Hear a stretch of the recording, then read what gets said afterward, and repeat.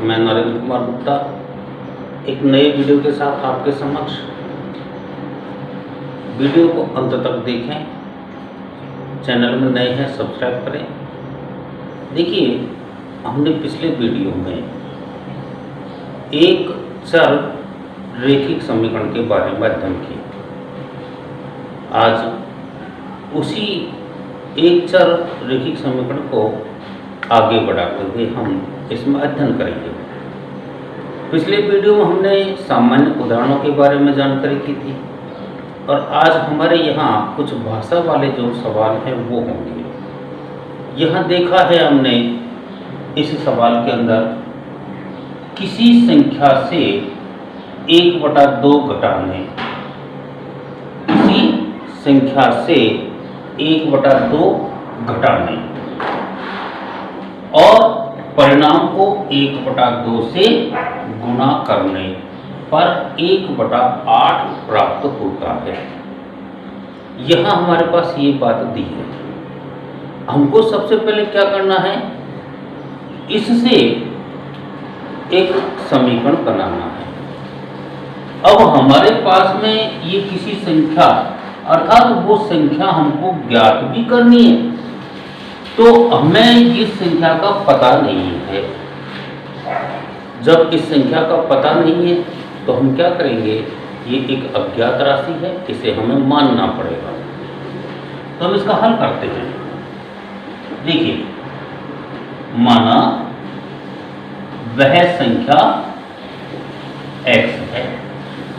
ये बात हमने मान लिया कि जो संख्या जिसको हमें ज्ञात करना है वो संख्या x है। जब वो x है तो फिर हमारे सवाल के अनुसार सवाल कहता है कि जो संख्या हमारे पास x है उसमें से आधा घटाना है। तो प्रश्नानुसार हम इसको जमाएंगे। क्या कहता है कि संख्या से आधा घटाने, अर्थात x में से आधा घटाना है।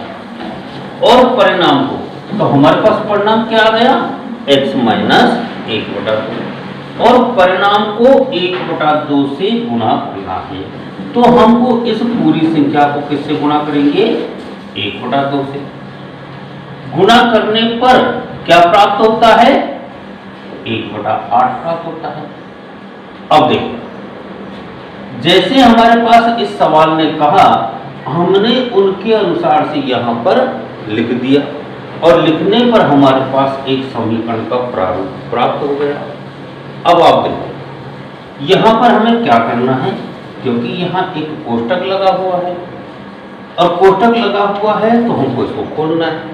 और खोलेंगे तो क्या होगा, ये 1/2 इस कोष्टक के अंदर वाली संख्या से गुणा हो जाएगी।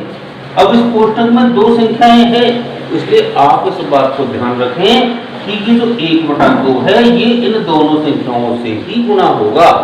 तो देखिए, सबसे पहले हम इसको खोल लेते हैं।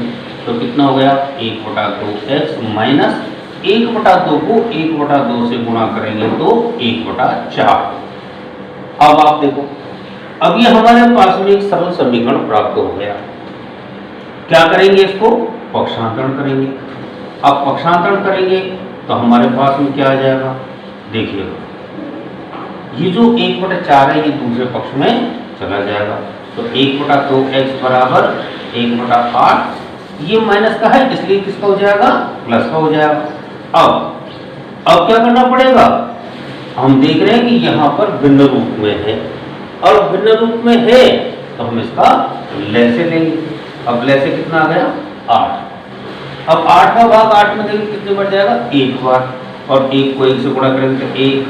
ऐसे 4 का भाग 8 में देंगे तो 2 बार, 2 को 1 से गुणा करेंगे तो 2।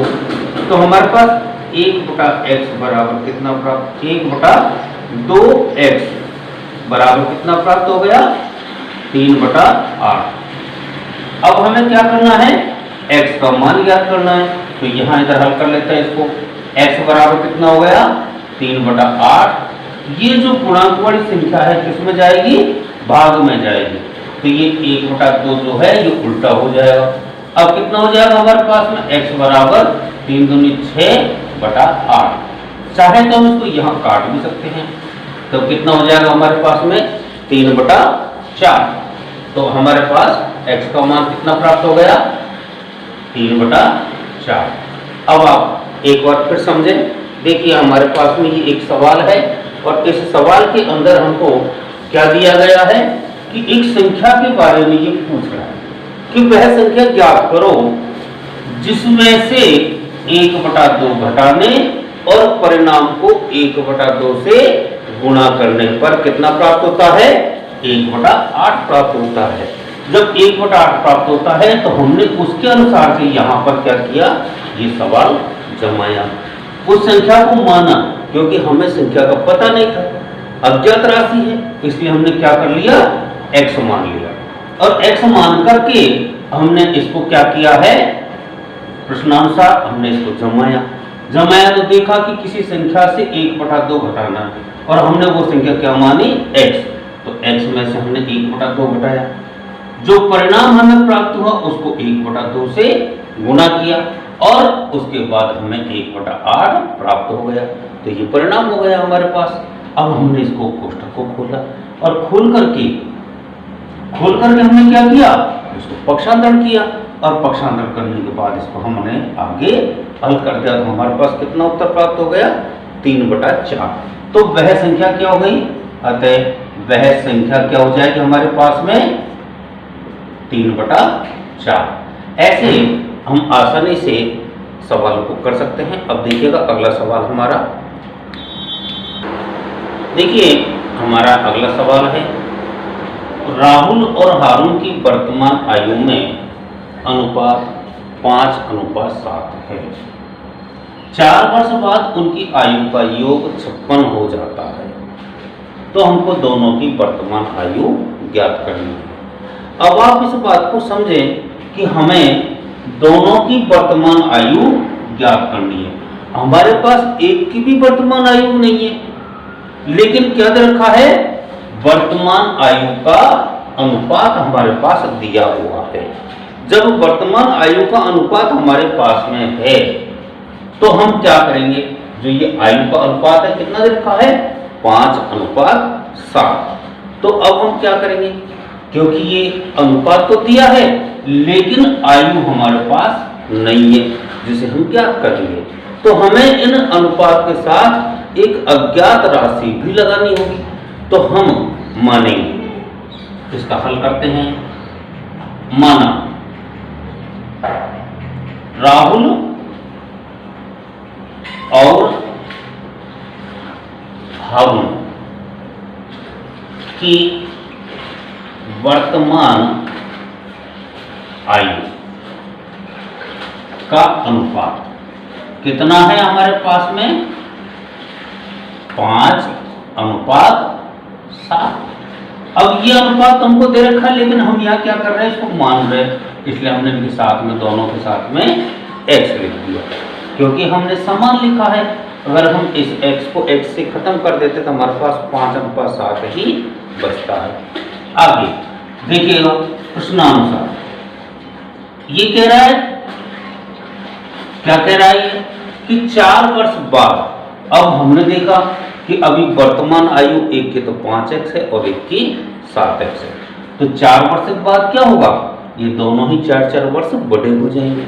तो हमारे पास क्या हो जाएगा 5x + 4 और दूसरा क्या हो जाएगा 7x + 4। अब इसमें ये कह रहा है कि उनका योग, तो हमको क्या करना है, दोनों को जोड़ना है और जोड़ने पर कितना प्राप्त होता है 56 प्राप्त होता है। अब ये हमारे पास एक समीकरण बन गया, तो हम क्या करेंगे, इसको हल करेंगे।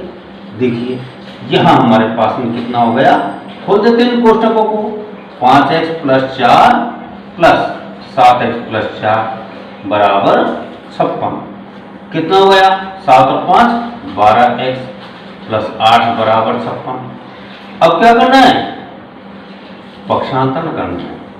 तो पक्षांतरण करने पर अब देखो पक्षांतरण कर रहे हैं तो क्या हो जाएगा 12x बराबर 56 - 8। अब 12x बराबर कितना प्राप्त हो गया 48, और x के लिए क्या करेंगे इस 12 को 48 के नीचे भेजेंगे तो x का मान कितना आ गया 4। अब हमने देखा कि x का मान 4 आ गया, तो राहुल की आयु कितनी हो जाएगी? राहुल की वर्तमान आयु कितनी हो जाएगी? देखिएगा ये कितनी है हमारे पास 5x, तो इसका मतलब है 5 गुणा 4 बराबर 20 वर्ष। और दूसरे की कितनी हो जाएगी? हारून की वर्तमान आयु, इसको किससे गुणा करेंगे हम? 7 से, तो कितनी हो जाएगी? 7 गुणा 4 बराबर 28 वर्ष। आप देखो एक बार थोड़ा सा इसको, क्योंकि सवाल हमारा बहुत सीधा है, लेकिन सीधा आपको जब लगेगा जब आप उसको समीकरण रूप में लिख लेंगे। यहाँ हमारे पास दोनों की वर्तमान आयु हमको ज्ञात करनी है। जब ये दोनों की वर्तमान आयु हम ज्ञात करेंगे तो हमारे पास क्या दिया गया है? इन दोनों की आयु का अनुपात दिया गया है। इन दोनों की आयु का जो अनुपात है उसके साथ में हमने एक अज्ञात राशि भी लगा दी, अज्ञात राशि से इनको गुणा कर दिया। तो हम देख सकते हैं कि यहाँ राहुल की जो आयु है वो तो 5x हो जाएगी और हारून की कितनी हो जाएगी? 7x हो जाएगी। हमने यहाँ देखा कि 4 वर्ष बाद इनकी आयु का योग दे रखा है, तो हमने 5 वर्ष बाद में अर्थात 5x में 4 जोड़ा और 7x में भी 4 जोड़ा और इन दोनों की आयु को क्या कर दिया? जोड़ दिया। जब जोड़ दिया तो हमारे पास कितना दे रखा है? 56। हमने लिख लिया। अब कोष्ठक खोलेंगे और आगे जैसे हम सवाल को हल करते हैं वैसे हमने इसको हल कर दिया, पक्षांतरण किया और ये हमारे पास x का मान प्राप्त हो गया। अब जब ये x का मान प्राप्त हो गया तो हमको पता है कि राहुल की आयु कितनी है? 5x, तो हमने 5 को x का मान रखते हुए इसको गुणा किया। ऐसे ही जब हारून की निकाली तो 7 को x के मान से गुणा किया तो हमारे पास राहुल की आयु 20 वर्ष और हारून की आयु 28 वर्ष प्राप्त हो गई। एक उदाहरण और आप देखेंगे। देखिए हमारा तीसरा उदाहरण बहुत सरल उदाहरण है। यहाँ हमारे पास में कुछ बातें हमको सीखनी होगी इसमें से। ये कह रहा है 3 क्रमागत पूर्णांकों का योगफल कितना दे रखा है? 51। तो हमें वो पूर्णांक ज्ञात करने हैं। अब हमारे पास में क्या है? पूर्णांक है। अब आप इस बात को जानते हैं कि ये तीनों ही पूर्णांक अज्ञात है, तो हमें क्या करना है? मानना है। इसका जब हम हल करेंगे तो देखिएगा, माना पहला पूर्णांक क्या हो जाएगा हमारे पास में? माना पहला पूर्णांक x है। अब जब ये पहला पूर्णांक x है तो फिर अगला पूर्णांक क्या होगा? क्योंकि ये क्रमागत है तो इससे क्रम से आगे आने वाली संख्या ही हमारे पास आएगी। तो जब हमारे पास पहला पूर्णांक x है तो दूसरा पूर्णांक क्या हो जाएगा? हम 1 इसमें जोड़ देंगे और तीसरा जो पूर्णांक है वो हमारा क्या हो जाएगा? क्योंकि हमने यहाँ x में 1 जोड़ा तो अगला आ गया। अब इससे आगे आने के लिए हमको क्या करना पड़ेगा? 2 जोड़ना पड़ेगा। अब पहला पूर्णांक x, दूसरा पूर्णांक x प्लस 1 और तीसरा पूर्णांक x प्लस 2। आगे क्या कह रहा है ये सवाल हमारा? कि इनका योगफल अर्थात प्रश्नानुसार क्या हो जाएगा? इन तीनों को जोड़ना है। तो x plus 1 plus x plus 2 बराबर कितना है? 51। समीकरण रूप हमको प्राप्त हो गया। अब इसको और आगे हल करते हैं। तो देखो 1x 2x और 3x, कितने x हो गए हमारे पास? 3x। और ये कितना हो गया? 1 और 2 3 बराबर 51। अब क्या करेंगे? इसको पक्षांतरण कर लेते हैं। तो पक्षांतरण करने पर क्या हो जाएगा? 3x बराबर 51 माइनस 3 और 3x बराबर कितना आ गया? 48। x बराबर कितना आ गया? 48 बटा 3। तो x बराबर हमारे पास कितना आ गया? 16। अब आप देखिएगा कि x जो है उसका मान हमें 16 प्राप्त हो गया। तो हमने देखा कि पहला जो पूर्णांक है वो हमारे पास क्या है? x है। तो यहाँ हम लिख देंगे अतः पहला पूर्णांक हमारे पास कितना हो गया? पहला पूर्णांक है हमारे पास में 16 और दूसरा पूर्णांक कितना हो गया हमारे पास में? 16 प्लस 1 बराबर 17 और तीसरा कितना हो गया? तीसरा पूर्णांक के लिए हमको क्या करना है? इसमें 16 में 2 जोड़ना है बराबर 18। अब हमें ये देखना है कि यहाँ पर अगर हम तीनों का योग करते हैं तो 51 हमको प्राप्त हो जाता है। ऐसे आप वीडियो को देखते रहें। धन्यवाद।